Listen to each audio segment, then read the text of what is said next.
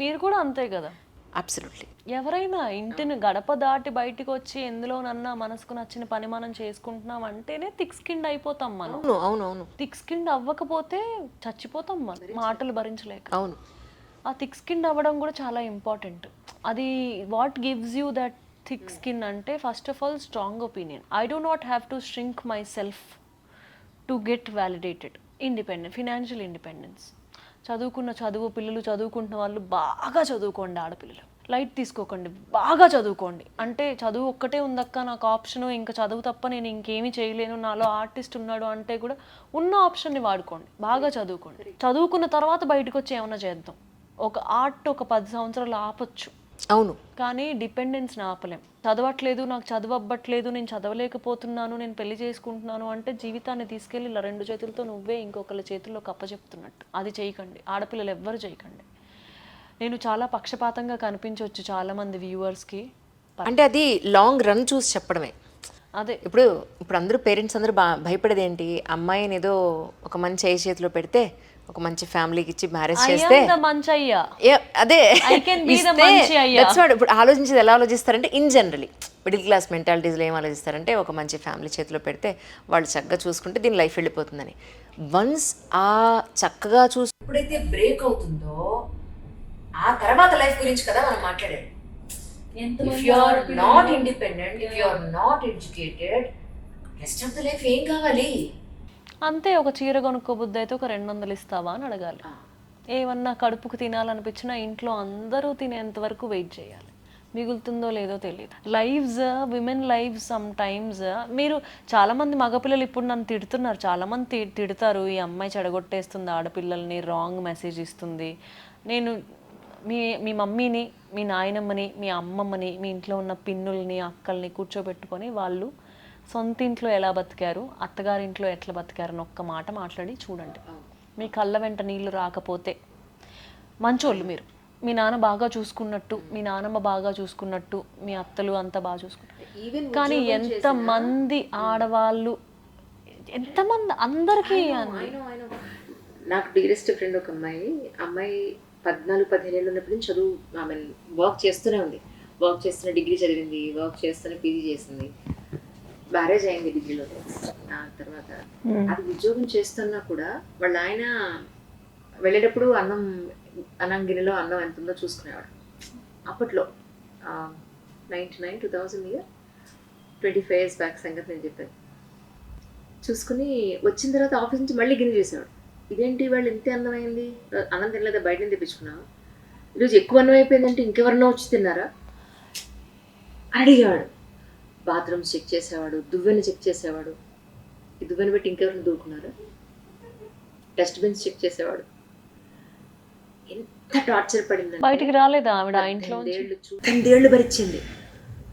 పిల్లలు ఉన్నారా? పిల్లలు ఉన్నారు. ఆ తర్వాత ఏమవుతుంది, ఇప్పుడు అమ్మాయి బ్రేక్ చేసుకుని ఇక్కడ కడలి పాయింట్ వస్తుంది, గుర్తుపెట్టుకోండి. వన్స్ పిల్లలతో బయటకు వచ్చిన తర్వాత, ఎందుకంటే పిల్లలు తల్లితో ఉండిపోతారు, తండ్రి ఏం తీసుకెళ్ళడు, ఆ బాధ్యత అంతా ఈవిడే మోస్తుంది నెత్తి మీద పెట్టుకుని. అప్పుడు మీకు ఇన్కమ్ లేకపోతే పరిస్థితి ఏంటి, అది ముందే ఆలోచించుకోమని మా అమ్మగారు మాట అన్నారు. పెళ్లి రోజే మనోవర్తి మాట్లాడుకునేవాళ్ళ. అంటే మనోవర్తి అంటే రేపు వీళ్ళు విడిపోతే ఓ మై గాడ్ మరి మా అమ్మాయికి ఏమి ఇస్తారు మీరు అని పెళ్లి రోజు మాట్లాడుకునేవాళ్ళ. ఇది ఎప్పుడు మా అమ్మమ్మ గారు చిన్నప్పుడు పెళ్ళప్పుడు. Okay, మనోవర్తి called ఆలిమనీ. పెళ్ళప్పుడే వాళ్ళు కట్నం గురించి మాట్లాడుతూనే, అప్పట్లో వరకట్నాలు ఉండేవి. మా అమ్మాయికి ఒకవేళ మనోవర్తి మీరు ఇవ్వాల్సిన పరిస్థితులు వస్తే ఏమి ఇస్తారు మా అమ్మాయికి, అంత సెక్యూరిటీ ఆలోచించారు వాళ్ళు. అట్లీస్ట్ ఓపెన్ కాన్వర్సేషన్స్ ఉండేవి కదా. అది ఎప్పుడంటే ఆల్మోస్ట్ మా అమ్మమ్మ పోయే చాలా వెళ్ళేది. వాళ్ళ చిన్నప్పుడు ఆల్మోస్ట్ ఒక 100 years సంగతి. మా మదర్కి ఇప్పుడు 60 ఉన్నాయి. Oh my God. చాలా ఏమంటారు, ఎంత థాట్ ప్రాసెస్ ఉంది వాళ్ళకి అనిపించింది నిజంగా. అందరూ అలా లేరండి, అందరూ లేరు. ఎక్కడో 100 మందిలో ఎక్కడో అంతే అంతే. చాలా మంది మా నాయనమ్మలా ఉంటారు. పాపం మా ముసళ్ళు చూస్తే.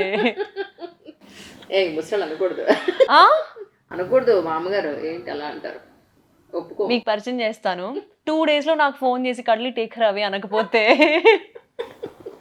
ఇప్పుడు ఈ పుస్తకాలతో పాటు రైట్ నవ్ ఇంకా పైప్ లైన్ లో ఉన్న బుక్స్ ఏం రాస్తారు? ఓ నాదొక నవల్ రాబోతుందండి, నేను డిసెంబర్ అనుకుంటున్నాను.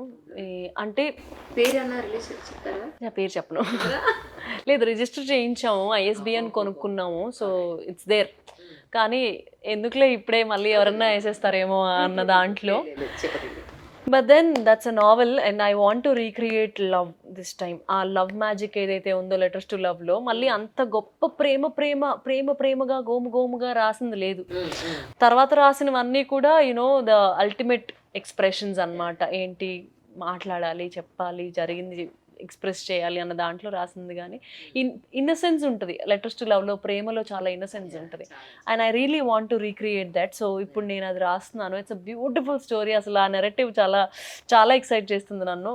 ఒక చాప్టర్ దగ్గర ఆపేసాను నేను, ఒక 1 month అయింది కూర్చొని. అయ్యో, అంటే ఆ ముందు చాప్టర్ని దాటి పడాలి, కరెక్ట్. దానికోసం ఆగాను నేను. Yeah, and then I started cuddly writes and publication house ఒకటి పెట్టాను ఇప్పుడు నేను, publishing house. So this is thank you. నేను ఇది శక్తిలా మారిందనమాట ఇక్కడ. సో దట్స్ ద థింగ్, అది company.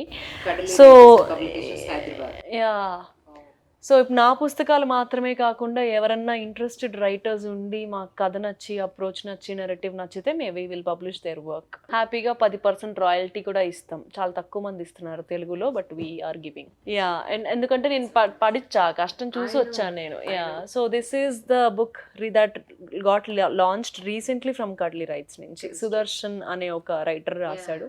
It's a cute, bubbly, beautiful love story from Anantapur. అది బాగుంది. And then we have one recent, ఇంకొకటి ఇప్పుడు పనిచేస్తున్నా దాని గురించి. It's a great story about female friendships. Okay, 3 female friendships and proper contemporary story. ఎంతసేపటికి మీ కథలేనా 3 idiots? అవి మేము కూడా 3 idiots ఉన్నాం. ఉంటారు, నో డౌట్ అందులో.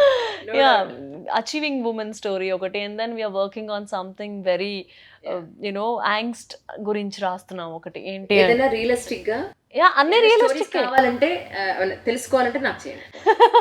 రీసెర్చ్ కోసం ఖచ్చితంగా. యా, చిక్లిట్ కూడా చాలా రీసెర్చ్, 3 సంవత్సరాలు పట్టింది రాయడానికి. Oh my God. Yeah, and recently we figured something out. ఎవరో చిక్లిట్, ఇది బెస్ట్ సెల్లర్ కదండి ఇప్పుడు.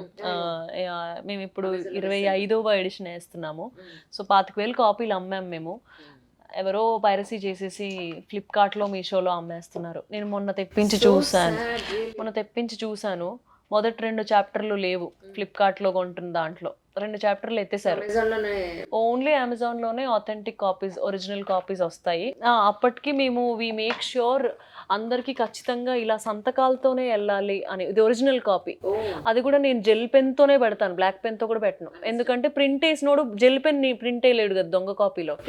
అలా సంతకాలు పెట్టి మరీ పంపిస్తున్నాము, just to fight the piracy. నేను మొన్న తెప్పించాను.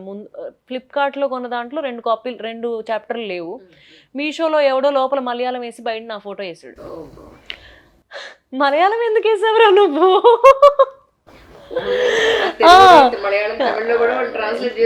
ట్రాన్స్లేట్ కాదు, ఏదో పుస్తకం అది. జస్ట్ అమ్ముడు పోవడానికి నా ఫేస్ వేసి, నా కవర్ వేసేసి అమ్మేస్తున్నారు. మంచి విషయం ఏంటంటే తెలుగు పుస్తకానికి ఇంత మార్కెట్ వచ్చిందా అని ఆనందపడాలా, పడ్డ కష్టం అంతా దోపిడీ అయిపోతుంది అని బాధపడాలో అర్థం కాని పరిస్థితి. సర్లే పోనీ ఏమైనా వేసాడు, ఏమైనా కాపీ బాగుందా అని ఇలా పేజీలు ఇలా తిప్పి, ఇక్కడ బలంగా పట్టి తిప్పితే పర్రని జరిగింది పేపర్. సో నీవు అటిక్లో పెడితే, ఒక కబోర్డ్లో పెడితే కనీసం 4 రోజులు కూడా కాపీ ఉండదు. నేను ఇచ్చే క్వాలిటీ ఈజీగా 10 సంవత్సరాలు చెక్కుచాను. అంటే మేము look at the paper. Yeah, so అంత కష్టపడి పోనీ రాసిన రైటర్ మళ్ళీ ఏమైనా తక్కువ, నేను 250కి అమ్ముతాను ఇది అమెజాన్లో. ఆ ఫ్లిప్కార్ట్లో 150కి అమ్ముతున్నారు. 100 రూపాయలకి మనం ఆలోచిస్తుంది. అంటే తెలియదులేండి రీడర్స్కి కూడా, ఇదే తక్కువ వస్తుంది కదా, ఇదే కొనేద్దాం అనుకుంటారులే, కానీ ఒరిజినలా ఫేకా అని తెలియదు. సో నేను ఇంకొక 10 మంది పబ్లిషర్లు అందరం కలిసి లీగల్ టీమ్ని మొన్నే హైర్ చేసుకున్నాం. ఎవడైతే వేస్తున్నాడో నీకు Telugu రాదనుకుంటా, whoever guys who are doing these piracy and fake copies, selling fake copies on Flipkart and Meesho, we'll see you soon. Get ready to pay compensation.